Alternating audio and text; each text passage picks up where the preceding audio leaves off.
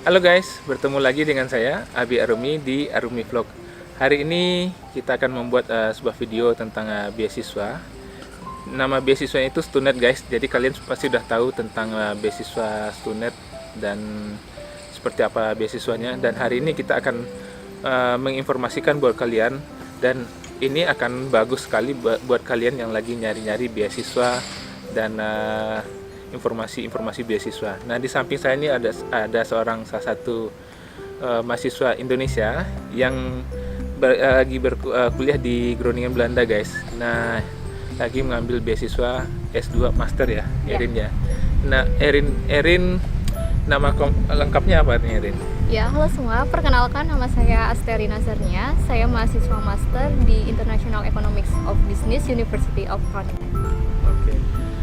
Rin, kita diskusi tentang beasiswa Stunet nih, Rin. Beasiswa Stunet ini dari mana atau informasinya seperti apa ya Stunet ini, Rin? Iya, beasiswa Stunet atau Student in Netherlands sendiri adalah beasiswa yang diberikan dari pemerintah negara Belanda yang berasal dari kerjasama bilateral Indonesia dan Belanda. Oh, jadi beasiswa ini bilateral antara Indonesia dan Belanda ya? Iya. Oke. Nah, ini kalau boleh tahu kenapa nih ya Erin ngambil atau apply nih Stunet? Kan yang lain kan banyak nih beasiswa yang lain, dan ini ya, kenapa ya ngambil beasiswa? Kenapa saya ngambil beasiswa Stunet? Karena memang beasiswa ini khusus untuk bersekolah di Belanda, itu yang pertama. Kemudian yang kedua, dia memang khusus untuk warga negara Indonesia, jadi peluangnya lebih besar. Oh, oke. Dan kemudian karena di sini beasiswa Stunet itu berdasarkan kerjasama bilateral Indonesia-Belanda, jadi ada bidang-bidang prioritas, dan untungnya International Economics dan Business sendiri merupakan salah satu bidang prioritas dari beasiswa Stunet ini. Jadi saya merasa peluang saya akan lebih besar ketika saya mendapatkan beasiswa ini. Gitu ya.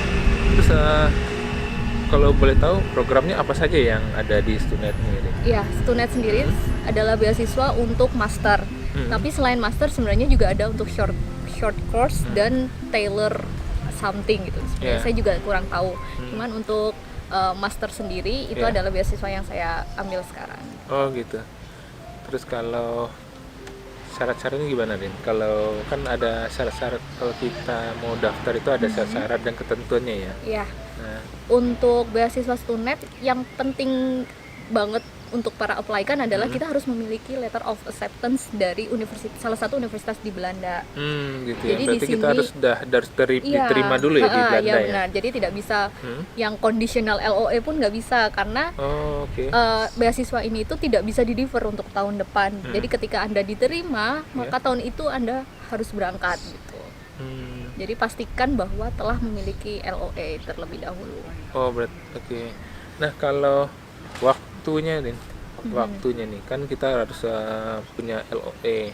Nah, berarti kan ada tahapan waktu, kapan pendaftaran, kapan masuk apply ke kampus dan sebagainya, seleksi dan lain-lainnya ya. Iya. Untuk pendaftarannya sendiri itu seingat saya dia ditutup itu sekitar bulan Maret. Ditutup bulan Maret ya. Jadi sebelum bulan Maret kita udah mulai mempersiapkan. Nah, jadi Maret sekitar pertengahan itu dia sudah penutupan untuk pendaftaran. Nah, kemudian untuk proses seleksinya itu sekitar bulan April dan Mei. Jadi di Mei kita sudah akan mendapatkan keputusan final apakah kita akan mendapatkan beasiswa tersebut. Dan jika kita dinyatakan lulus untuk mendapatkan beasiswa itu, maka di bulan Agustus atau September kita akan langsung berangkat ke Belanda. Oh gitu. Jadi memang cukup cepat ya, nggak harus nunggu setahun dulu ya. Iya, tapi kita benar-benar udah harus siap paspor dan sebagainya, itu udah paspor dan visa kita udah harus. Visa nanti sebenarnya karena itu kan Mei, diumumkannya Mei, jadi setelah diumumkan kita masih memiliki spare waktu yang cukup dari Mei, Juni, Juli untuk mengurus visa, paspor, karena visa sendiri kan nanti akan dibantu oleh pihak kampus. Oke. Terus kalau program untuk tahap seleksinya sendiri gimana nih? Iya, pada waktu tahun saya itu berarti 2018. Itu sebenarnya Stunet ini adalah beasiswa yang dapat dibilang sangat mudah, karena kita hanya mengumpulkan persyaratan yang dibutuhkan seperti LOE, kemudian salah satu yang paling penting adalah motivation letter juga. Nah, setelah itu mereka yang melakukan Jadi tim Stunet sendiri yang akan melakukan proses seleksi, sehingga nanti di bulan Mei kita langsung mendapatkan hasil finalnya. Namun setahu saya di tahun ini itu ada tambahan seleksi, tambahan tahapan seleksi, yaitu setelah proses seleksi berkas itu ada competitive assessment.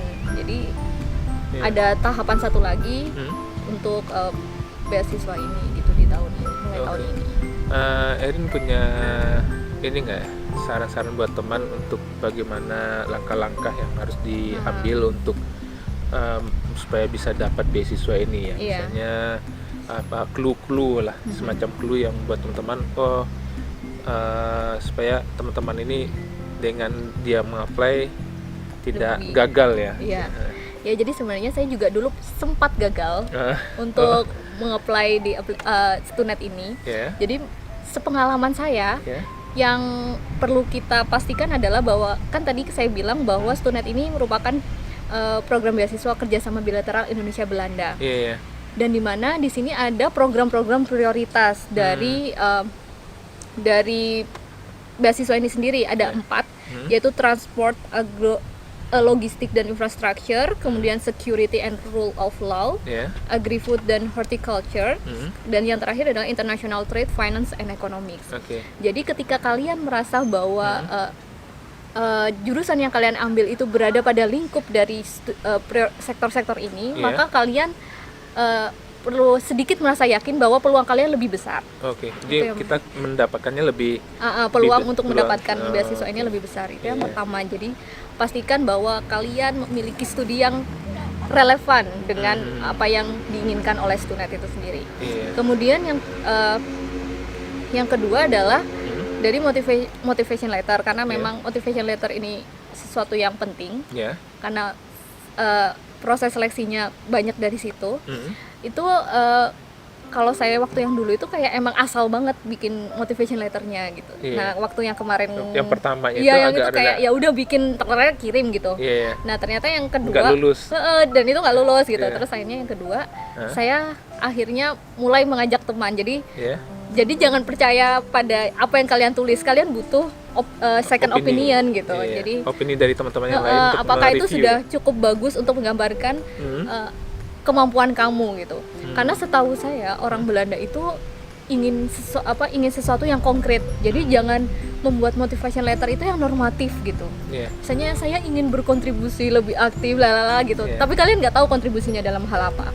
Jadi bisa kalian dicontohkan nggak, Erin, mode motivation letter itu seperti apa? Kalau waktu itu saya memang karena saya ngambil International Economics and Business, jadi sebelumnya karena saya bekerja di Bappenas di Departemen Direktorat Perdagangan Investasi dan Kerjasama Ekonomi Internasional, jadi saya cukup familiar dengan isu-isu internasional economics gitu.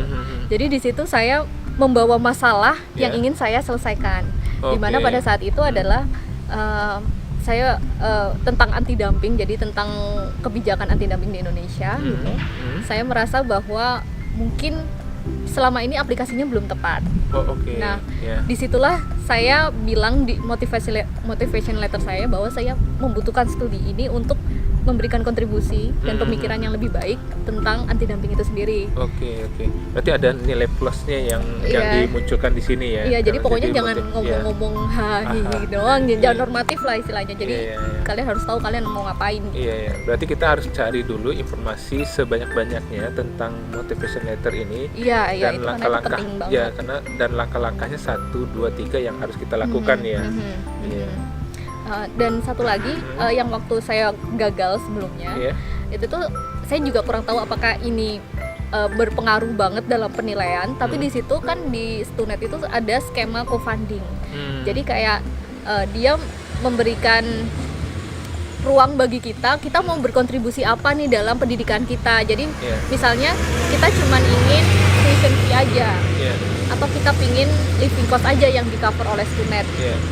Nah, jadi ada kontribusi dari kita. Nah, waktu yang saya pertama yang gagal itu saya tidak memasukkan skema co-funding itu gitu. Tapi untuk yang waktu kemarin saya keterima, saya mencoba, saya mau coba kontribusi nih. Jadi saya ikut skema co-funding itu, saya memilih yang paling murah karena kalau tuition fee nggak mungkin lah, tetap aja mahal gitu. Yang paling Iya. murah waktu itu saya akhirnya memilih untuk mengcover travel tiket. Jadi waktu itu dan ini pengalaman bukan saya aja, tapi Iya. saya dan teman saya gitu. Jadi ya mungkin ketika kalian memiliki rezeki gitu, ketika misalnya bisa untuk bayar sebagian gitu Iya. ya dicoba gitu. Iya. Ini tapi nggak tahu ya ini mempengaruhi Iya, atau tidak tahu karena ada juga yang full dapat semuanya itu ada Iya. gitu. Cuman sepengalaman saya seperti itu. Oke. Nah, sekarang kan Erin udah nyampe di Groningen nih, Rin. Mhm. Terus pertanyaan saya, kenapa nih ngambil di Groningen? Kenapa nggak di daerah Belanda yang lain, kan banyak nih. Iya. Nah, Benar. iya. Kenapa saya memilih Groningen? Karena latar belakang S1 saya adalah Universitas Indonesia gitu. Iya. Jadi buat lulusan Universitas Indonesia kita memiliki keuntungan untuk mendaftar di Groningen karena ada beberapa, ketika untuk mendapatkan LOE tadi ada beberapa persyaratan yang kita itu dikecualikan gitu istilahnya. Jadi contohnya kalau untuk economics itu kan biasanya kita disuruh GRE atau GMAT, jadi sertifikasi GRE atau GMAT. Nah, tapi untuk lulusan UI kita tidak perlu menyertakan itu. Berarti ada nilai plusnya juga ya? Iya, jadi karena sudah sister school gitu ke UI dan Groningen gitu. Jadi itu cukup membantu karena kan untuk GRE GMAT cukup susah dan mahal. Iya. Terus kalau ini orang kan pasti banyak bertanya nih, Rin. Erin kan bekerja dan ada juga yang misalnya fresh graduate dan sebagainya gitu. Apakah ini diperuntukkan untuk siapa aja ya beasiswa ini sebenarnya untuk warga negara Indonesia. Jadi tidak ada batasan umur dan tidak mengharuskan memiliki pengalaman kerja gitu.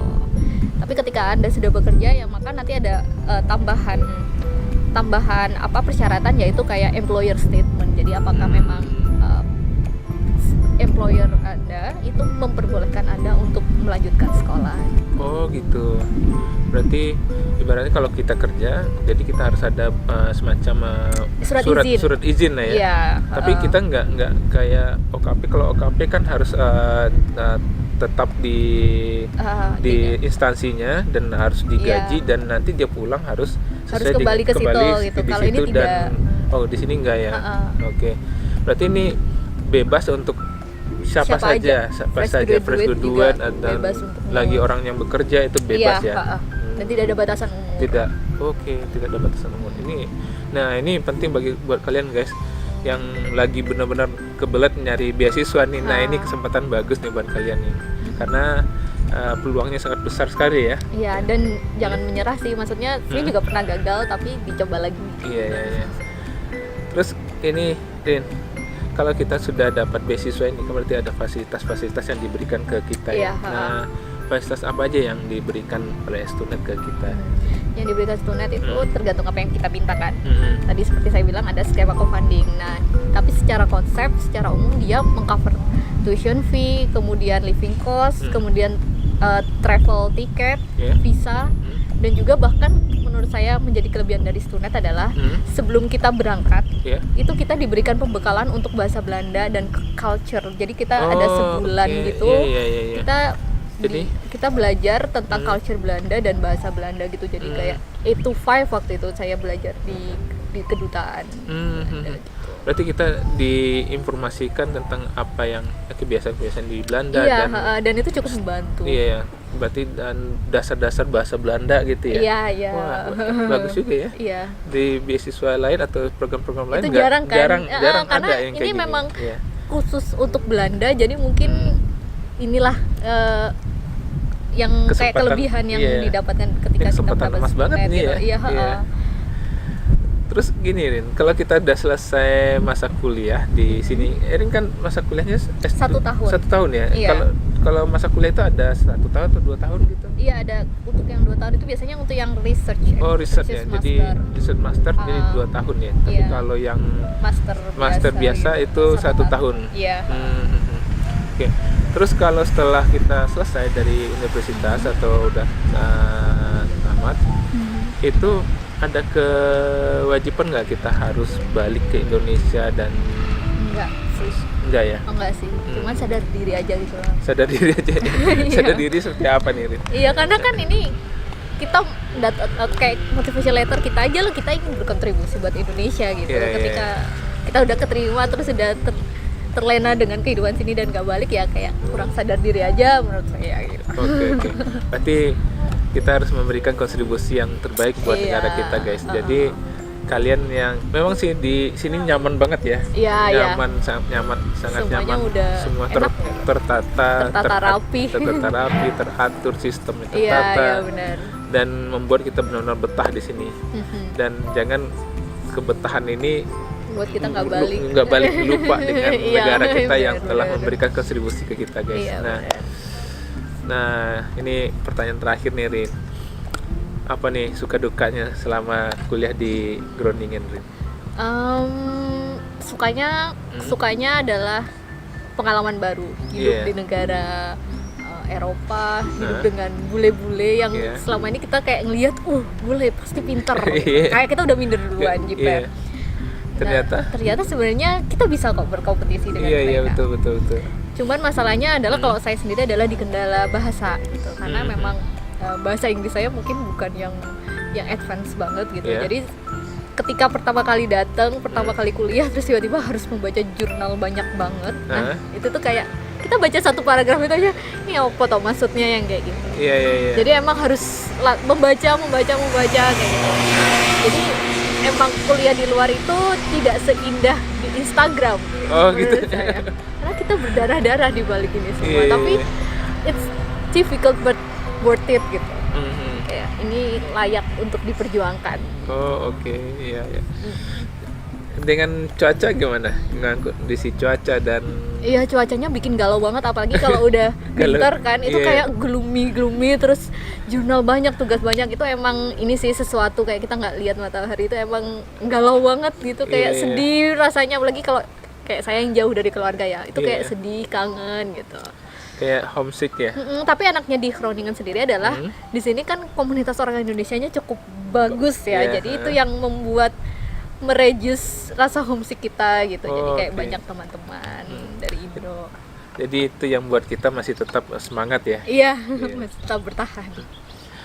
Demikianlah guys wawancara saya dengan Erin tentang beasiswa Stunet. Nanti kita akan lampirkan atau akan tulis di bawah ini web Stunet di mana kalian akan bisa lihat dan mendaftar, serta nanti akan saya tampilkan di kolom deskripsi. Nah, apabila video ini menarik buat kalian, jangan lupa like and subscribe ya, dan tekan loncengnya supaya video-video yang akan kita buat tentang beasiswa dan video yang akan kalian lihat dapat kalian tonton untuk berikutnya. Jangan lupa nonton video kita yang akan datang, dan sampai ketemu. See you, bye bye.